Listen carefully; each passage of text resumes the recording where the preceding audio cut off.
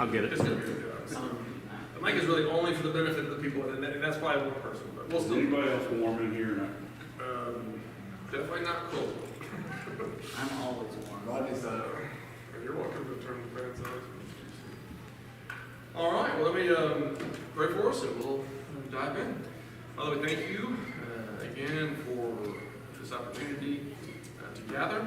Thank you for this book and the way it's challenging us to think about our hearts and the things that we want, to look below the surface to understand how you created us, where you have created us to find our satisfaction. Let's pray that we would learn to rest in you so that we would know the rest that you intend for us. Praise in Jesus' name. All right, so, okay, thank you. So we are, the problem with classes is that I need them to look there, but I don't need them to look at you guys. It's very frustrating. So, yeah, the struggle to get them. You don't have to read that stuff. Yes, that's right. So, but we are on the chapter on ambition today, and so talking about ambition, and actually the subtitle might actually catch you just a little bit off guard, because the question he puts under the title is, what do you want when you want?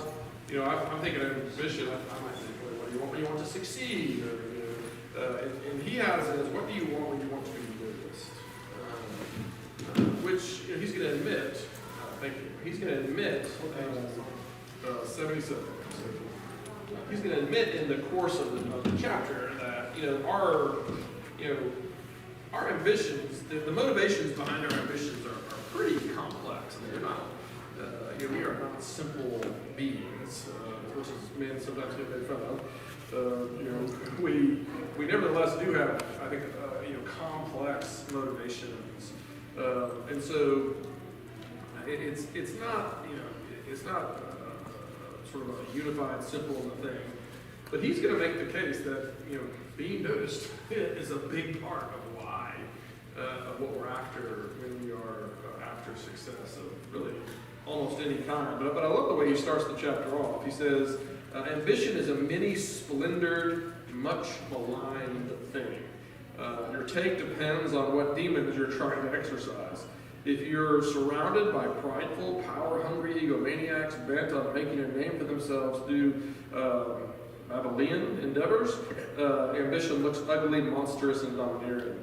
But if you're surrounded by placid, passive, go-with-the-flow, all-shucks folks who are leaving unused gifts on the table and failing to respond to their calling, then ambition looks like faithfulness. Sometimes ambition is ugly. Sometimes the critique of ambition is uglier. So I just wonder, as you hear that, ambition is a complex thing. Do you tend to hear it as virtue or vice? And what do you think is behind that? So when you hear the language of ambition, is your mind, oh, that's something that has to be resisted, or is that's something that ought to be cultivated? And why do you tend to? Why do you think of it the way you do? Resisted. Resisted. All right. I think it kind of brings pride to me. Okay. Ambition has to do with sort of exalting yourself. All right. That's the sort of how does he say it here? The power hungry, they have to make a name for themselves. All right. Anyone else? Where do you hear? Vice or virtue? Value neutral. Yeah. Okay. Value neutral. All right. All right. So you kind of recognize it can go either way. So. Yeah, and I do think that's actually a pretty important point, because again, remember what we've said as we look at this, as we look at these chapters. One of Augustine's sort of founding concepts is that the desires we have are the desires God created us with. All right, Satan doesn't create; he doesn't make anything. What he does is he misdirects and he twists and he gets out of shape. And so the desires we have are not in themselves problematic. The desires are disordered and misdirected. And that's one of the things that Augustine wants to argue for. And so really, maybe it's actually too strong to say that ambition is value neutral. But ambition is a good thing that can get misdirected in ways that make it monstrous. Because again, one of the points he's going to make here, very early on, on the page over here. Let's see here. On page 78, he says, if you keep walking around the phenomenon of ambition, you'll start to notice a couple of features. First, the opposite of ambition is not humility. All right? He said, we haven't properly understood ambition at its essence if we're thinking that the opposite of ambition is humility. Ambition is not necessarily prideful. It can be because we're sinners. But that's not the essence of ambition. So the opposite of ambition is not humility, but rather sloth, passivity, timidity, complacency. We sometimes like to comfort ourselves by imagining that the ambitious are prideful and arrogant, so that those of us who never risk, never aspire, never launch out into the deep, get to wear the moralizing mantle of humility. He's like, we can sometimes almost make a virtue out of or lack of ambition. He said, but often that's not the case. Often what we want to think of as a positive lack of ambition is actually a laziness, not willing to risk. You think of the third servant in the parable, right? Who hides his talent in a handkerchief. And, the master's not too kind. You wicked, lazy servant. Is the language that we end up with. And so there is a right place for ambition. And so then why is it that we sometimes think of ambition in a bad way? Because our ambition often gets misdirected. And that's the second point that he makes there. Is a second, it is the telos of ambition. So telos is just the Greek word for end, it's the goals. When you think of the first question of our catechism, what is man's chief end? That's telos. And so what is the end for which you were created? What's the goal that has been given to you? So what are we aiming at? He's going to ask that question later in the chapter. So it's not a question of whether you aim your life. And you do. But what are you aiming your life at? That's telos. And he says, it is the telos of ambition that distinguishes good from bad, separating faithful aspiration from self-serving aggrandizement. And so Augustine never stopped being ambition. What changed was the target. And so that's how I think we need to think about this. And so we're gonna kind of come back to those points at the end. That ambition itself is not a problem. The problem is that ambition gets misdirected. It's aimed at the wrong. It gets aimed towards the wrong ends. And so, but where do we? To kind of get there, I guess to fully unpack the significance of that, he wants to start by thinking about where do we learn ambition. I mean, you could say in some sense that we're born with it. It's woven into our human nature. But where does it get cultivated? How does it get cultivated?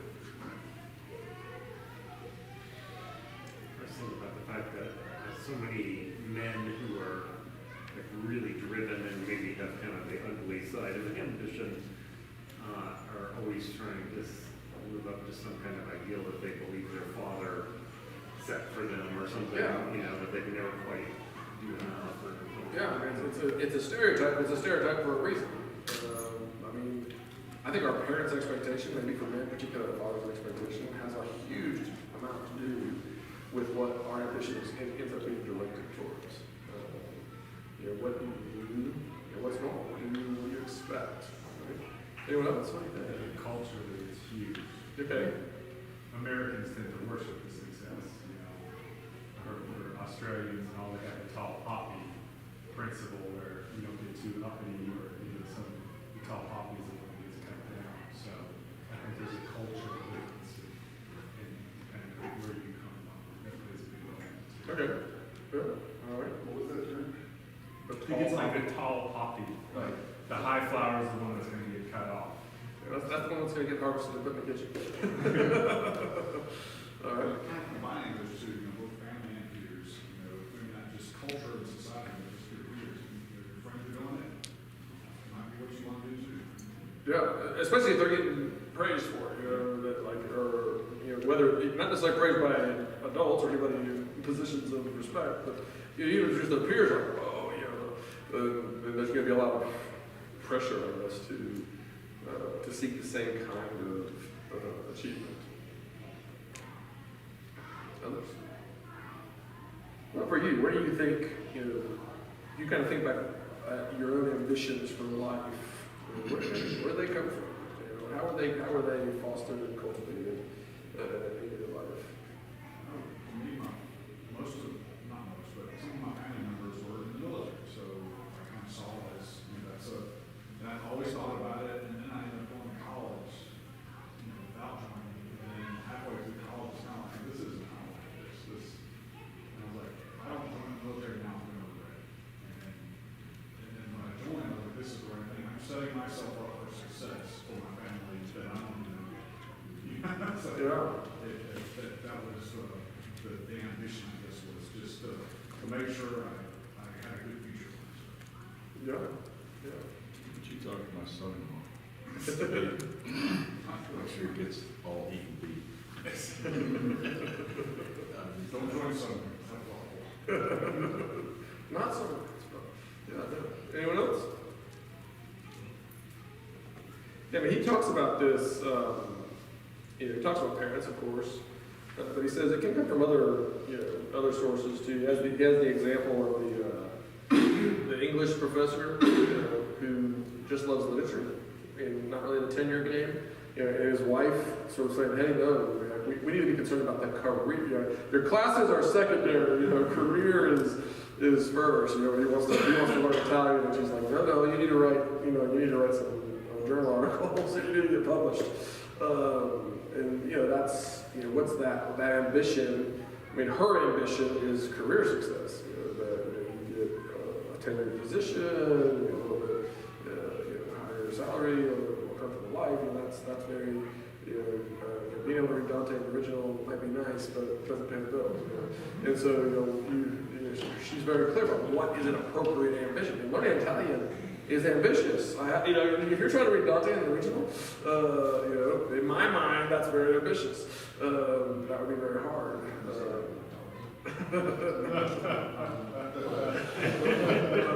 Yes. Circle and helmet.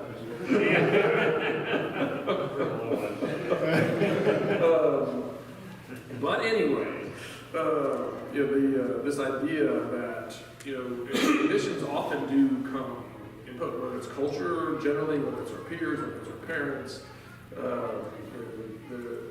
they often get cultivated by the context in which we find ourselves living. But again, I think he's onto something when he says that even imposed ambitions eventually become our own. He said we come to own them. He said they're imposed on us at first, and even if we're grumbling about it, it still becomes our ambition. It still becomes, okay, that's what I have to do. And what's the process? I think he's onto something, because the process by which imposed ambitions become owned ambitions, I think reveals up to us something about what it is we want when we're ambitious. What is it that we're really after? How is it that imposed ambitions become? Why do we adopt the ambition? Why do we adopt the ambitions of the culture? Why do we adopt the ambitions of our peer? Why do we adopt the ambitions of our family? How do they become our own over time? And what does that reveal to us about ambitions? I think this really starts to get into the way our ambitions are disordered. Because what is it? We're after something. By adopting this ambition, we're after something. What is it? We're more interested in pleasing people than pleasing God. Yeah. Yeah. What else? I got a letter this week, I was telling Matt earlier, from an acquaintance that called her little sister. She got sucked into the opioid world, and her letter kind of indicated she was just living day-to-day life, week to week, and how where she is at this point has allowed her to actually develop hopes and dreams that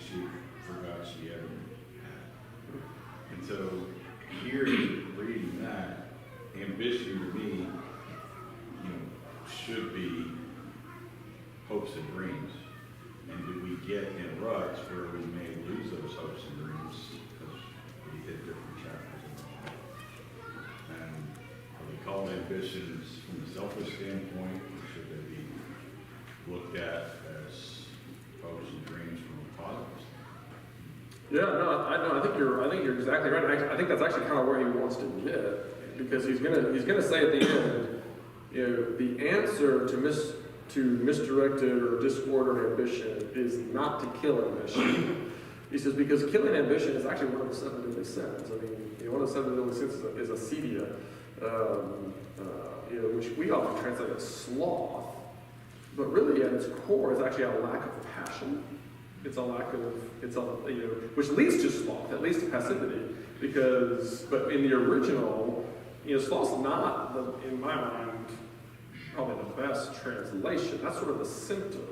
The sin is just a lack of ambition. The sin is a lack of passion. It's a lack of desire to use your gifts to the glory of your King. That's one of the 7 deadly sins. And so he said, we're not trying to cure ambition by replacing it with acedia. We're not trying to cure ambition by replacing it with an apathy. I can still remember, I learned the word apathy in 7th grade biology class, it wasn't really biology, but with life science, whatever they call it, because our teacher was so fed up with us. She wrote that word on the board and she said, I'm not teaching anything more until you guys bring me back a page on this word. She wrote apathy on the board and walked out. We don't have to do anything else in class. Yeah, I'm not sure that was the best way to teach 7th graders, but I still remember it. I was like, that's the first time I learned the word apathy. I was like, oh, okay, now I know what apathy means, because we had to look it up and write a paper. But anyway, I think you're onto something there. So, but hopes and dreams, that is kind of a neutral phrase. Do we have the right hopes and dreams? And that's part of what he's trying to get at, because life without hopes and dreams, life without ambition is not actually what we're called to. But how do we figure out, how do we figure out what the right hopes and dreams are? And part of that is kind of digging below the surface and finding out, why our ambitions get disordered in the first place. Why do we get why do we adopt the ambitions of the culture? Why do we adopt the ambitions of our parents? And so on page 81. Oh yeah, go ahead. Well, what are you? So, I mean, he's a very educated man. He's in the. I mean, this is written to. You're talking about Smith or Augustine? Augustine. Okay, yeah. He's writing to a middle class audience. Yeah. How does this idea of hopes and dreams? Can we extrapolate this to being universal to, I don't know, a serf in the Middle Ages, or a peasant in Africa, or things like this? I mean, is this something? Is this something that is a universal that we can say that this is, or because there are a lot of folks who, what sort of aspirations can they have? It seems to be that something that comes with time and money, and a certain amount of education or things like that. I think it's a great question, and I have an answer for it, but I'll open it up to the floor first. What do you think? Is this sort of a first world analysis, for people with disposable income, or? Didn't Paul, the market of slaves, say, hey, be a good slave, but if you get opted out? He does say that, yeah. So how does that, expand on this a little bit. He's encouraging folks, our ambition for something better if you can attain it. Okay.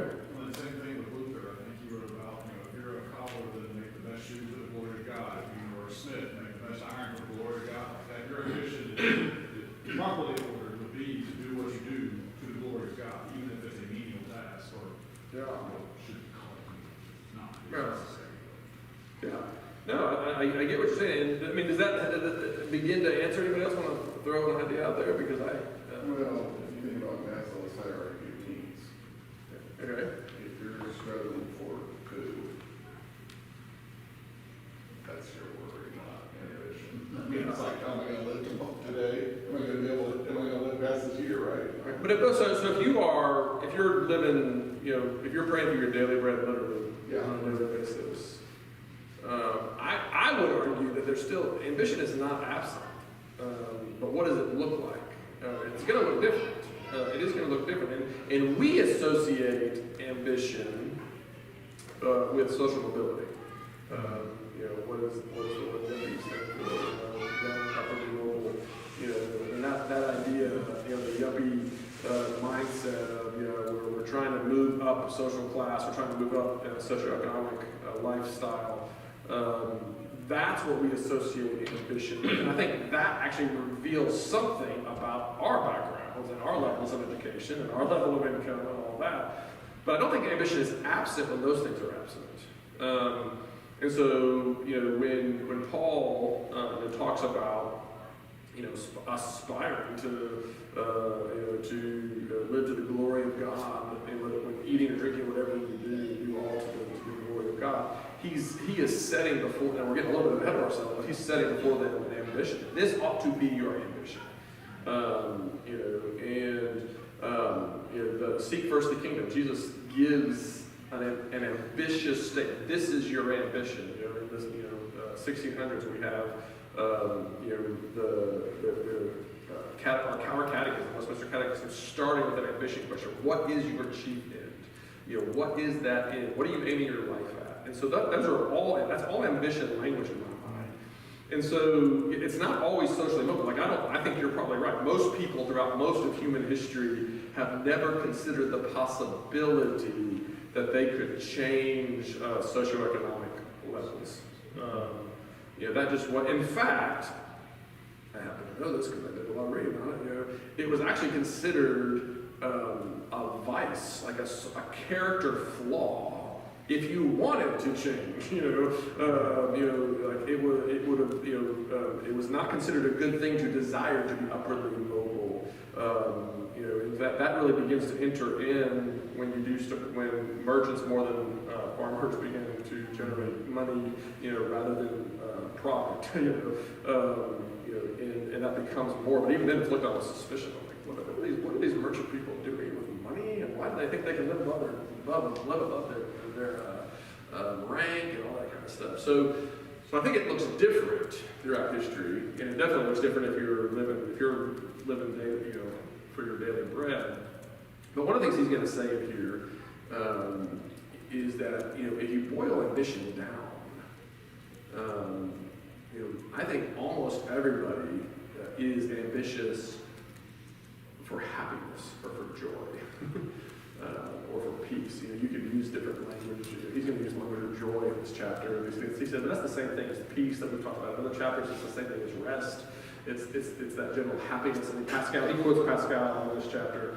And Pascal has another quote. Pascal never actually wrote a book. He just wrote a bunch of quotes because it was his notes for a book that he died before he could write. And so if you get a copy of his thoughts, as Paul says, it's a lot of short elaborations, and they're great. I highly recommend Pascal. So anyway, but he has another quote where he says, "All men desire happiness." He says, "In fact, the will never takes so much as one step towards any other end." He goes on to explain that. The human will works towards happiness, and this is the desire, this is the end, this is the telos of the man who goes to war and the man who refuses to go to war. This is the telos, of the man who works really hard and of the man who refuses to work hard. This is the telos of even the man who kills himself. That he's seeking happiness, and so there's something of ambition in that. That makes sense because there is an end that is being pursued. An end that is inseparably bound up with the good life, as we define it for ourselves. Go ahead.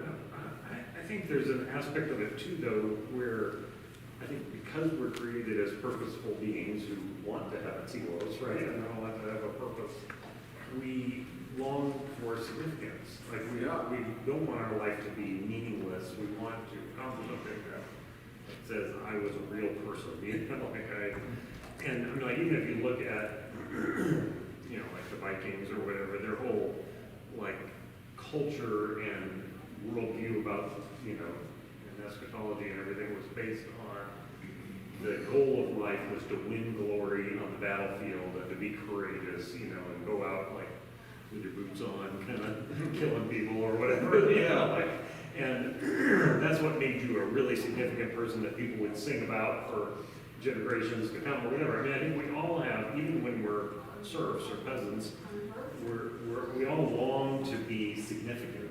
Yeah. And like our definition of what that might be is very much determined by what our circumstances are. I mean, like for someone who's a peasant, it might be, to be important enough that you get, a few more square feet in your hut, kind of thing, or whatever. I mean, like it could be something that seems fairly minimal, but I think we still all like long for that significance that we're somebody that matters. That kind of thing. I mean, that obviously ties into happiness as well, because I think most of us believe that if we have that, then we will be happy. Yeah. So I think that there's, I guess part of it, and I think that like it gets complicated for us, like with our fallenness, because we keep looking for significance in things that are not who we are in Christ. I mean, like we're. Yeah, no. Yeah, you might want to. Yeah, go ahead. I don't know, it just popped in my head, but a Christmas carol is an example of extreme ambition and basic ambition.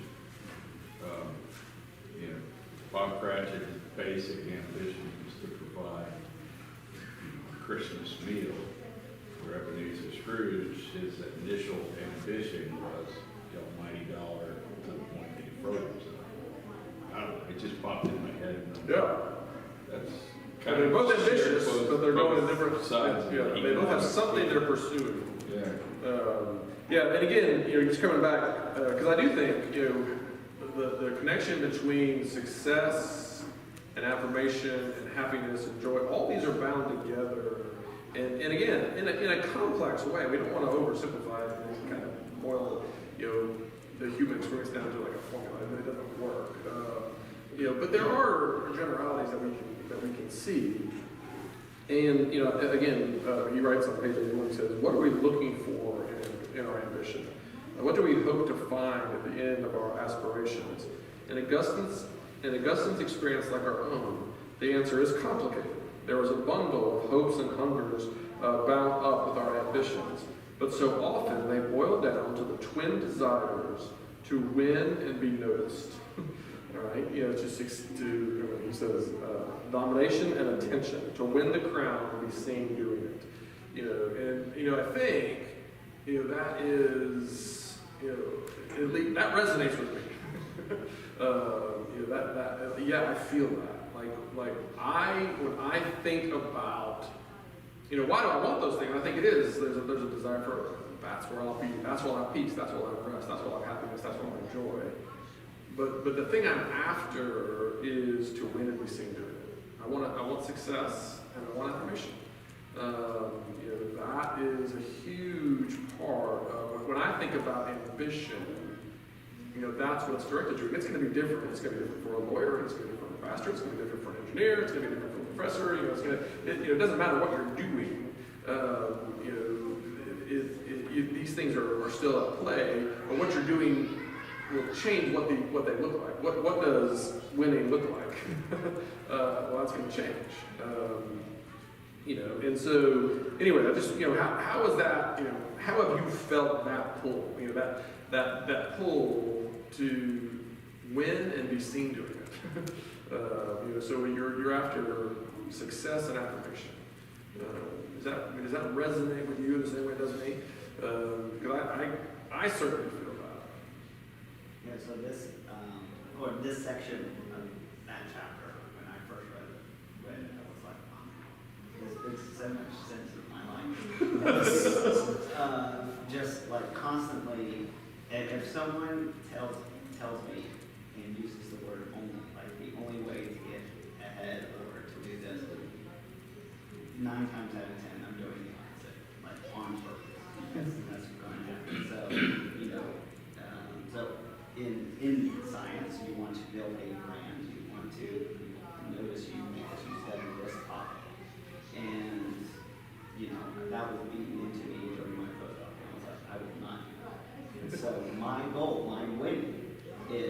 to publish good papers in no related field to another paper. And so they have, so all my, I think, a handful of maybe 5 papers I published in the same journal. The rest is just unrelated fields. And it's like, that's meant to be. Because that's how you define it. Because that's how I define it. Yeah. Like, that's the game I'm playing, and I'm winning at that thing. And But then you realize, and then I realized,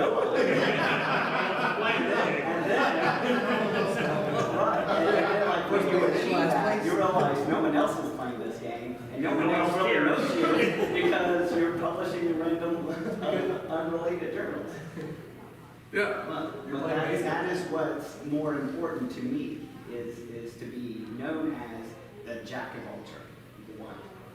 Like, yes, I want to be that will destroy your project or make it. Yeah. No, and like you said, and so we define it for ourselves in some sense. But yeah, and others, how have we experienced this? Sort of this desire to win the crown and be seen to be. How does that show up kind of in our lives?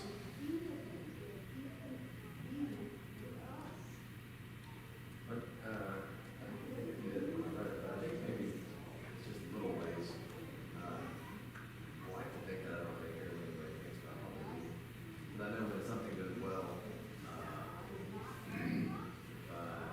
getting the comments on a little book publishing things, or I wake up and all of a sudden for some reason my book is sold. The first thing I do is run upstairs and tell Jack.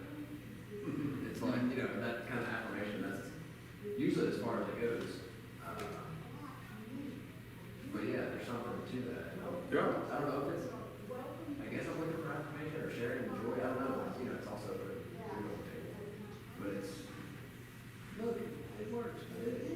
Yeah. Kind of embarrassing to say all that. I'm not publishing. But we need to come back to that question. Should it be embarrassing? We need to come back to that question I actually. didn't know if I needed to call Jessica. When I was working with this university in Moscow, part of the thing that attracted me to it in the first place was it was such an impossible vision. It was so crazy, you could never do this, to create a Christian university in Russia, It sounded so completely impossible. And it turned out it really was impossible.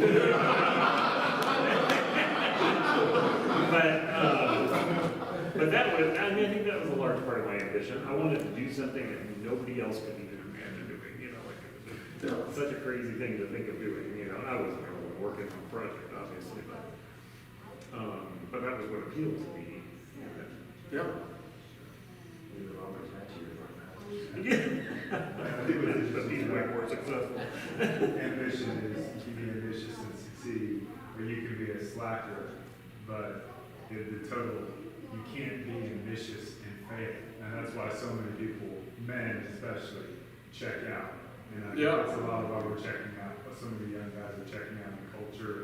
Colleges are vastly more women than men. Is they're just, or certain ethnic or racial groups, that they don't feel they have a fair shot at a piece of the pie, and they check out. It's checking out as a self-defense. Right. Yeah, no, I think there's something to that for sure, where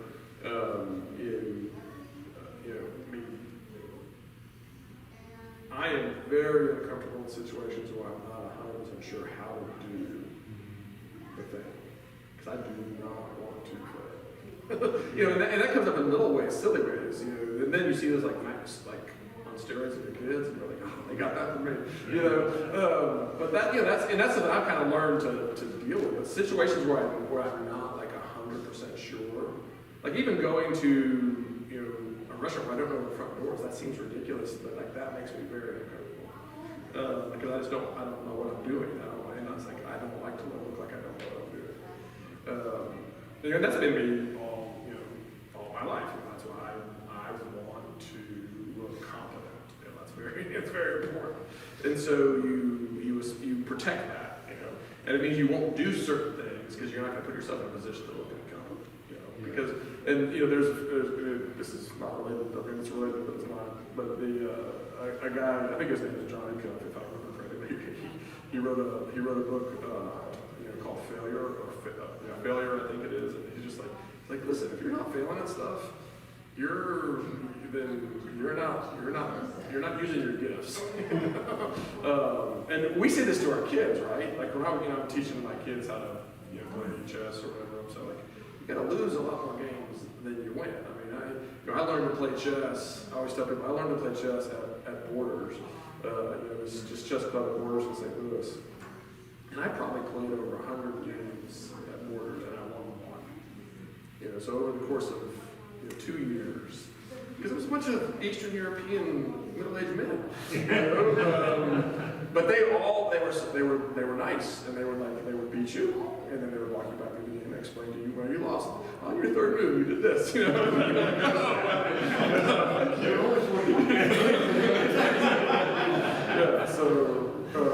But in a situation like that, you kind of you prepared yourself to say, okay, well, failure is part of the process, but it's very hard to do that.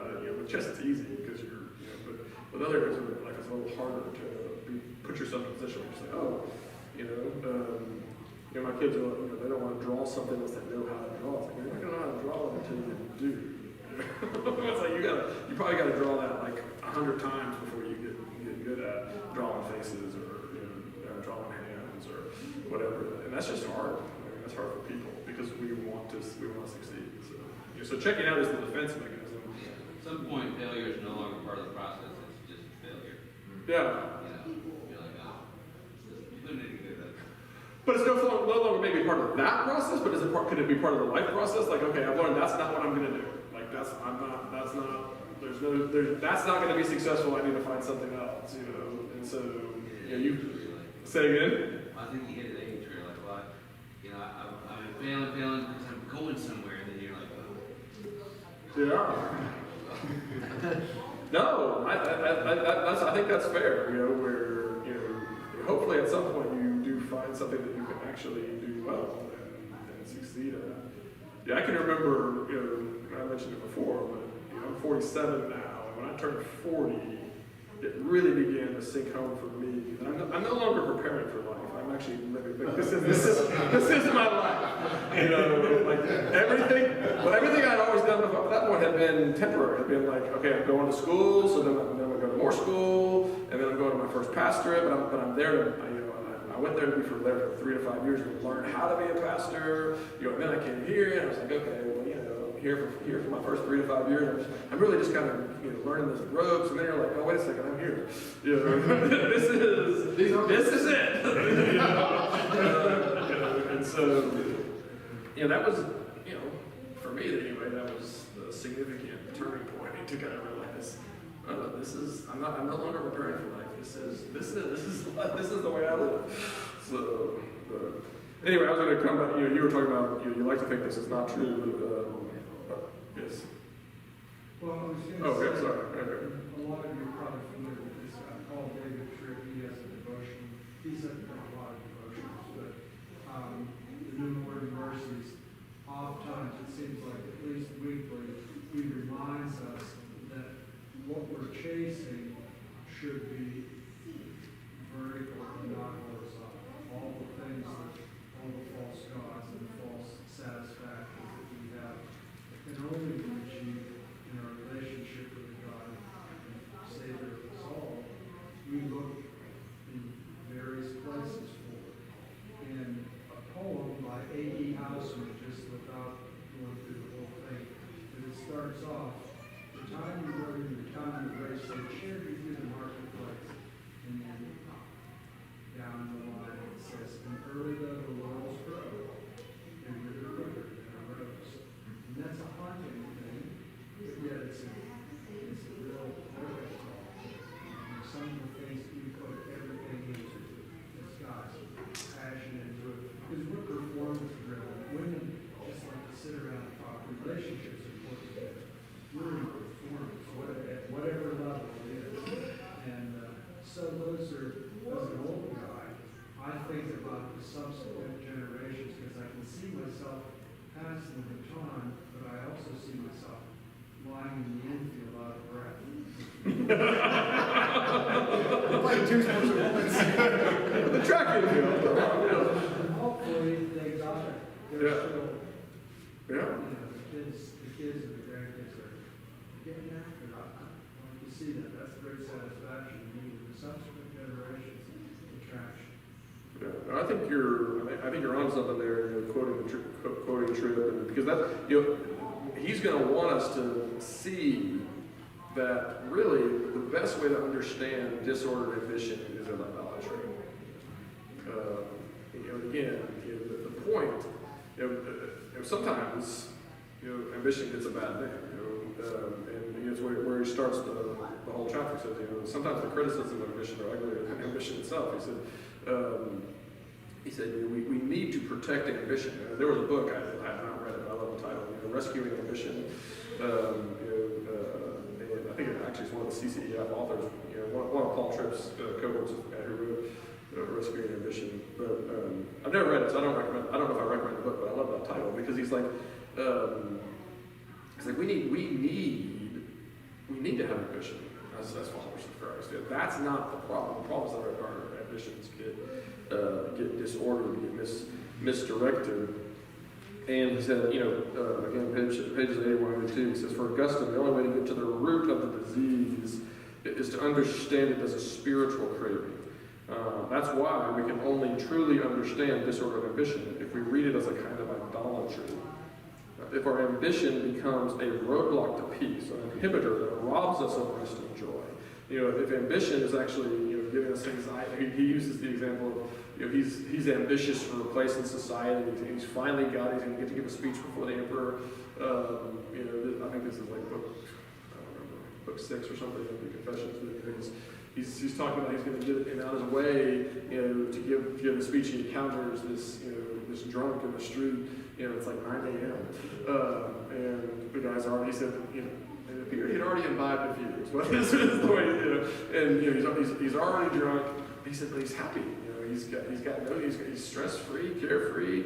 You know, and he said, here I am at the pinnacle of society, about to go give a speech to them, and I'm, you know, I'm just racked with anxiety and I'm miserable. And he said, something's wrong. Something is out of whack here. He said, I don't think being a drunk in the streets is the solution. He said, but something's not right.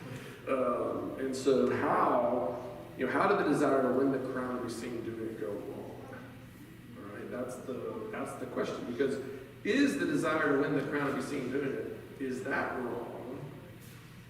Or is it misdirected? Were we actually created for that? And we're going to kind of come back to that, you know. Isn't that one of our greatest ambitions? You know, to hear the master say, well done, good and faithful servant, enter into my joy. Is that not winning the crown and being seen doing it? Yeah, Sam, go ahead. And stop me if this is kind of where you're going, but he used that word at the beginning of the chapter, Babylon. Yeah. And that's how I'm beginning to conceive of this. Like, what was the problem of Babel? Well, there were multiple problems, but one of them was they wanted to make a name for themselves. They wanted that attention, they wanted the success, but they wanted it on their own terms, under their own strength, as it were. And it's culminating in this desire to make a name for themselves, to get that crown, to get that garland, and to be seen doing it. But what is it that the Lord says to Abram in the very next chapter? I'm going to bless you and I'm going to make your name great.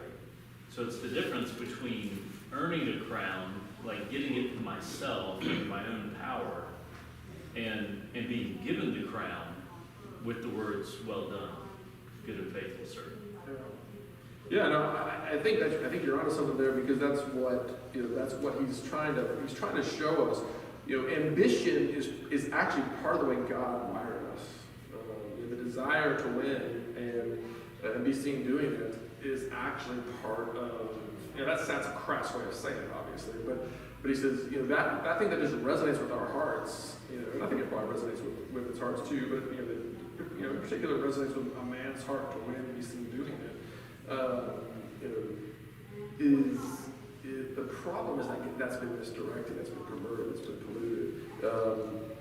It's idolatry, you know, and so Again, he has several really good quotes about idolatry, I think, on page 82. But one, he says, our idolatries are less like conscious decisions to believe a falsehood. It's not like we're consciously believing something we know is not true. He says, but they're more like dispositions to hope in what will disappoint. An idolatry is basically this idea when you maybe even unconsciously look at some created thing and set your hopes there. Scriptures refer to Christ as our hope of glory, and He's the only one who can bear the weight. But what we end up doing is we make other things our hope of glory, and it ends up crushing them, and in the process crushing us. So he says, again, something on page 82, he says but I think you could say, there's multiple problems with idolatry, but one of the problems with idolatry is that it is an exercise in futility, a penchant that ends in profound dissatisfaction and unhappiness. Idolatry, we might say, doesn't work, which is why it creates restless hearts. We were made for, this is up a little bit further, actually on the higher on the page, he says, we were made for joy. Joy is another name for the rest we find when we give ourselves over to the one who, for the joy set before him, gave himself for us. But in idolatry, we seek our joy elsewhere. In idolatry, we are enjoying what we're supposed to be using. And that's a little bit, at least to me, it took me a while to process that last sentence.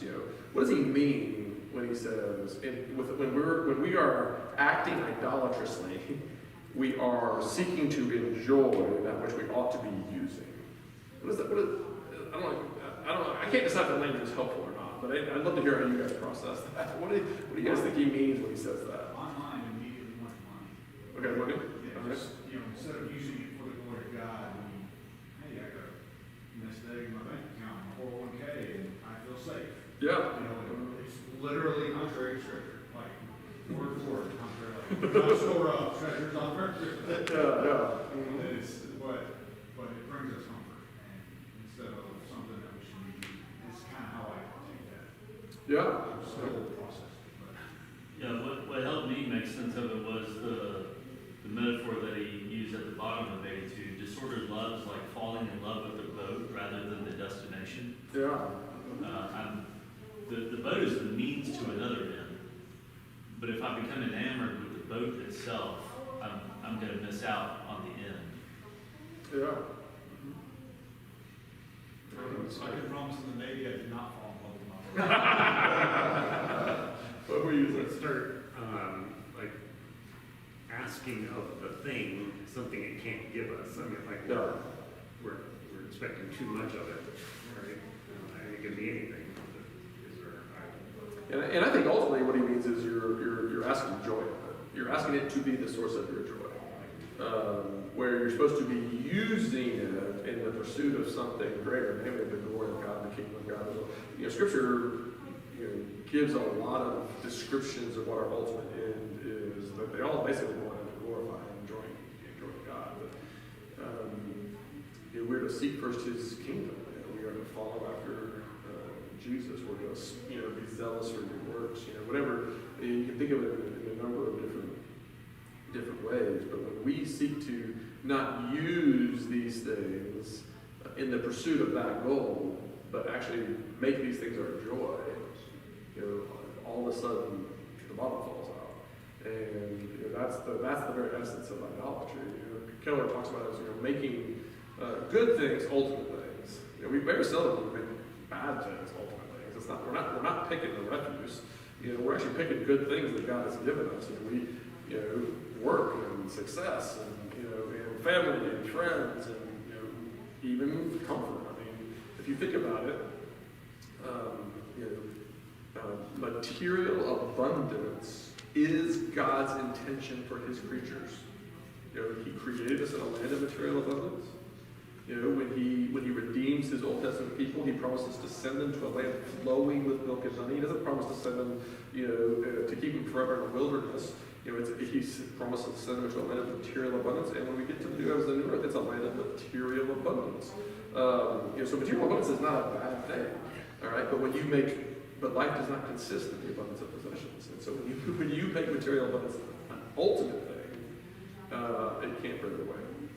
And it ends up failing, and which leaves you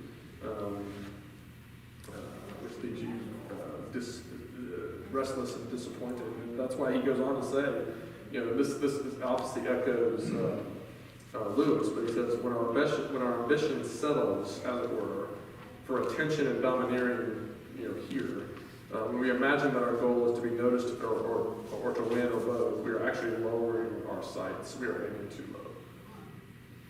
It would be interesting to overlay this discussion on top of the book that we're reading on Thursdays. Yeah. Because inevitably, you're only going to function in one of two places if this idolatry is really active. I mean, it's active to a certain extent in all of us. But what are the two responses? It's Affirmation and resignation. Affirmation and resignation. Yeah. Like you're going to be functioning in one of those, and so the people who are still maybe on the prideful chasing ambition, the ugly side of ambition, or Babel, or however you put it, they're the people who still believe, yeah, I can get there from here. Yeah. Whereas the people who are restless, who are jaded, they're the people who are sensing in some way.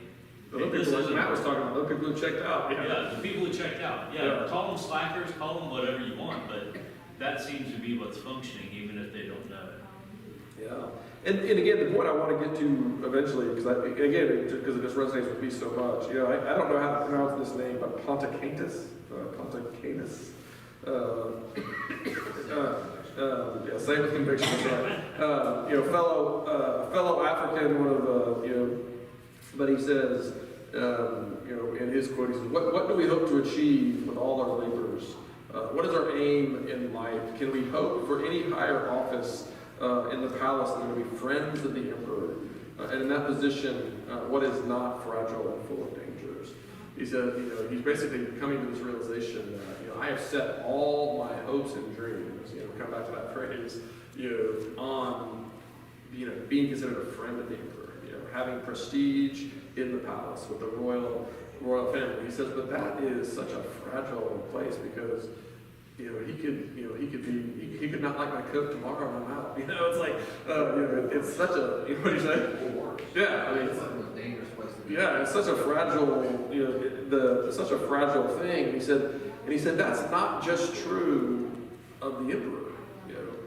If your ambition is to win the praise of men, to use another CCF book, when people are big, God is small. That's the name when Ed launches books. Talking about the fear of man.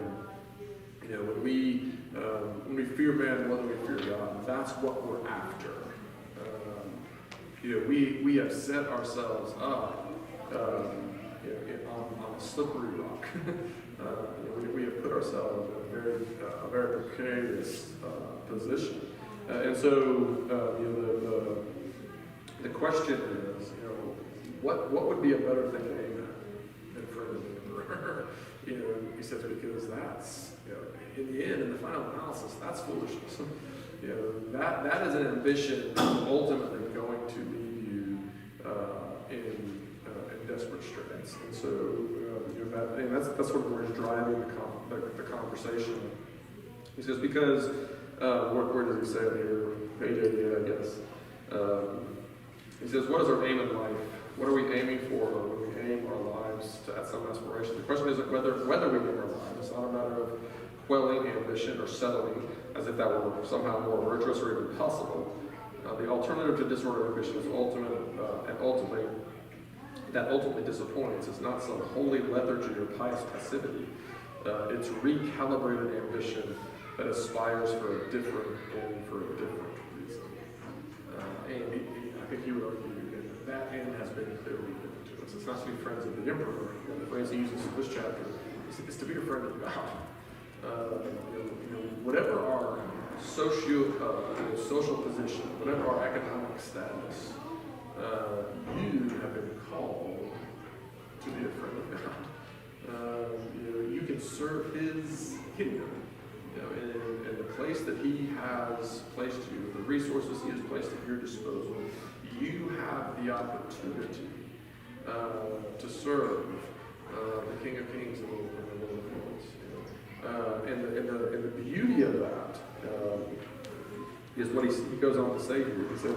He says, to aspire to be the friend of God is the only ambition that comes with security, with the rest from the anxieties of every other ambition. For God's attention is not predicated on your performance.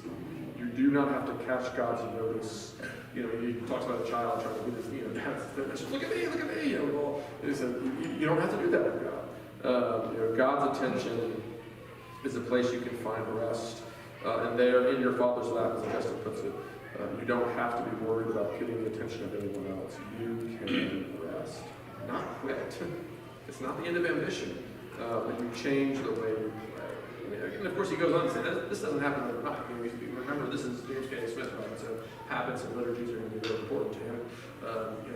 You have to develop the habit of resting. But the ambition of your heart ought to be to please your Father, to do that which He's given you to do. It's the only ambition that ultimately can satisfy your soul. But it's the realization that to win and be seen doing it is what actually you were created for.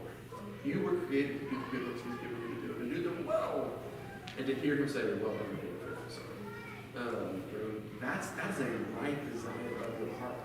We train wreck our lives when we want to hear that from somebody else, somebody who's fickle, somebody who's capricious. Somebody who's unjust, somebody who's mean, and if we look to the affirmation of any man, any woman, any group, any social media platform, if we look to those for our affirmation, we are setting ourselves up to get crushed, because we were created to find our rest in the affirmation of our Heavenly Father, who looks at His children and says, "Well done, good and faithful servant. You've done the good works I prepared for you," and that's all I ask. That's all I ask of you. And again, I that really resonates with me, because I find it's not easy. Don't get me wrong. It's not like, oh yeah, I got this. But that's it. I have to keep coming back to this again and again. Okay, today, my ambition is to do the good works that He's prepared for me to do today. That's why I always come back to that. There's certain verses, if you stick around, I'm going to quote them 100,000 times. But Galatians 6, do not grow weary of doing good, but do good work as you have opportunity. What are the good works that He's prepared for you to do? That's your ambition. Serve Him in the place He's put you, with the resources He's put at your disposal, and be content. And I need to hear that over and over and over and over and over again. Because it's so easy to hear our ambition misdirected. But again, the answer to misdirected ambition, if you're one thing, the answer to misdirected ambition is not to kill ambition. The answer is to redirect it towards the ambition that God created us for, which is to serve and please Him. So, final thoughts or questions? One thing I love about the confessions are the many asides that Augustine takes, that he's thinking out loud and kind of self-judging, like, why am I writing this? Why am I doing this? Because he knows it's kind of feeding his vanity. And he knows that. But, towards the end of this is the thing that when I read, I put down the book, I was like, yes, big burden lifted off his, yes, he's writing the book in a sense as a vanity thing. Yeah. But he also knows that God is going, this is a good book, and God's going to use this. Yeah. Being able to be bold in that, you're like, yeah, my sin is in here too, but God is using this, and He's going to use it well, and just that open honesty of, yeah, I am ambitious. This is feeding my ego, but this is also the work I'm doing. Yeah. And there's always those mixed motives. Yeah, and that's, I didn't have time to get into it tonight. Yeah, that last section of the chapter where he talks about Augustine's sort of transparency, and just his struggle with all this. And then I'll end with a quote from Pascal, because he says, You are going to struggle with this because vanity is so anchored in the human heart that a soldier, a cadet, a cook, a kitchen porter boasts and wants to have admirers. And even philosophers want them. Those who write against them want them. They want the prestige of having written well about not needing them.